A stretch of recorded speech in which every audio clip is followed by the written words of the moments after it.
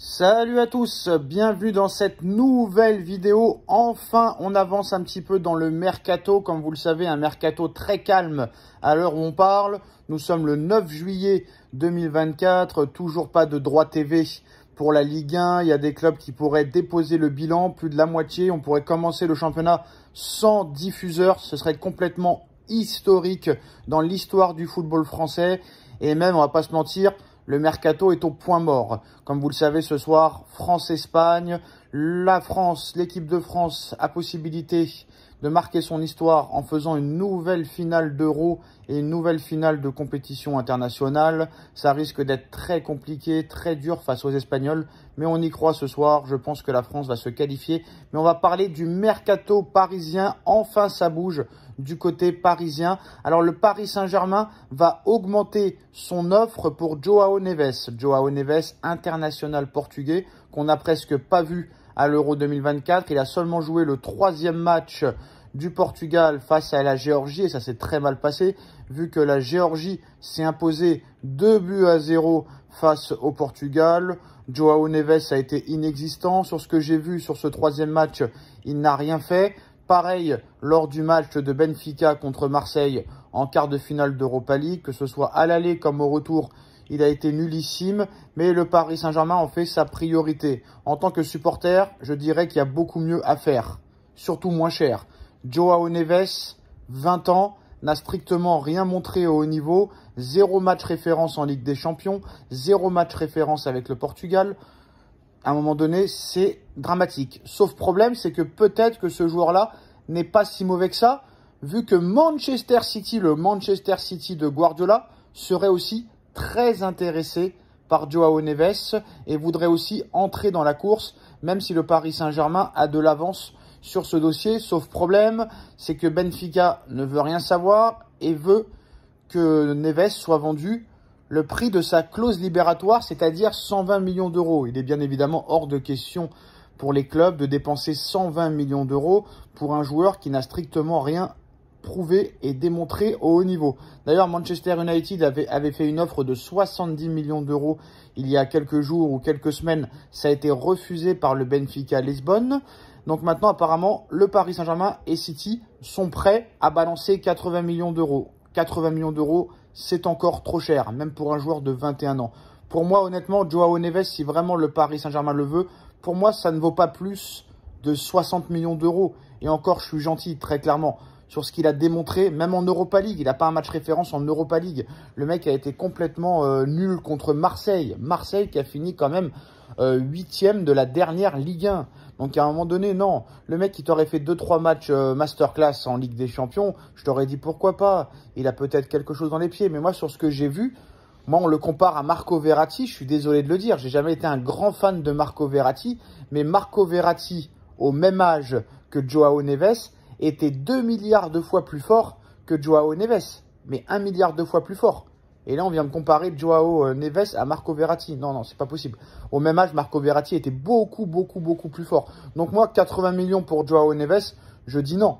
Malheureusement, nous ne sommes pas les dirigeants du Paris Saint-Germain. On n'est pas Luis Campos, on n'est pas Nasser Al-Khelaifi. On n'est pas le prince du Qatar, on n'est pas Luis Enrique. Donc malheureusement, c'est pas nous qui décidons. Mais bon, pour moi, 80 millions pour João Neves, ça paraît très cher. Et les postos, c'est l'information de la journée, de la matinée, du midi, comme vous voulez. Le Paris Saint-Germain vient d'attirer un nouveau joueur de la Juventus de Turin qui a été prêté à la Roma, Dean Ojun. Alors, je ne connais pas ce joueur. Il appartient à la Juventus de Turin. Il a été prêté par la Juve à l'AS Roma. Donc, j'ai beaucoup de mal à prononcer le nom de famille. Donc, je vais juste dire Dean. Voilà, vous avez l'information juste là. Le Paris Saint-Germain se serait mis d'accord avec la Juventus de Turin pour un transfert à 20 millions d'euros, sachant que Leny Yoro devrait signer au Real Madrid normalement dans les prochaines semaines. Quoi qu'il en soit, Leny Yoro ne voulait pas venir au Paris Saint-Germain, donc c'est pas une question d'argent. Vu que voilà, le Paris Saint-Germain aurait fait une offre entre 40 et 50 millions d'euros, sauf que Leny Yoro aurait dit non merci. Bah, nous aussi, on te dit non merci. Alors ça, c'est pas mal que le Paris Saint-Germain n'ait pas insisté sur un joueur qui ne voulait pas venir. Parce qu'à l'époque, quand même, faut pas oublier, et il faut noter et préciser que le Paris Saint-Germain insistait souvent à acheter des joueurs très très chers et en plus de ça qui ne voulaient pas venir ou qui faisaient du Paris Saint-Germain leur deuxième ou troisième choix. Donc là, le Paris Saint-Germain, voilà, je dis pas que tout est réglé, mais il commence à avoir un petit peu de fierté, un petit peu de dignité, sachant que le mec ne voulait pas venir et a dit non merci. Bah, le Paris Saint-Germain a laissé tomber et a été sur ce joueur, Dean Ojoun, ou je sais plus comment il s'appelle. Voilà, je ne le connais pas, on va pas se mentir, je ne le connais pas. Tout ce que je sais, les seules informations que j'ai, c'est qu'il est très très grand, très très jeune, 1m95, 19 ans, appartenant à la Juventus de Turin. Il a été prêté à la Roma. Saison assez moyenne apparemment, mais un potentiel. International espagnol espoir. Maintenant, la question qu'il faut se poser, pourquoi la Juventus ne veut pas le garder? Est-ce que ce joueur-là a un réel potentiel? Je ne sais pas. On a quand même vu le potentiel de Lenny Yoro lors de la saison 2022-2023. Plutôt 2023-2024, excusez-moi. Lille a fait une très grosse saison. 4e quand même de Ligue 1, potentiellement qualifié en Ligue des Champions s'il passe le tour préliminaire. Il a fait quand même de très gros matchs. Quand même un quart de finale de conférence Europa League aux portes des demi-finales battu au tir au but. Donc, je ne sais pas. Après 20 millions d'euros, tu prends pas énormément de risques. Voilà, on va pas se mentir. Est-ce que le Paris Saint-Germain est dans la capacité de faire progresser les joueurs? Qui a progressé au Paris Saint-Germain depuis que le Paris Saint-Germain a été racheté en 2011? Tu as Vitinha qui a énormément progressé. Mais à part Vitinha, qui a réellement progressé? Warren Zaïre-Emery?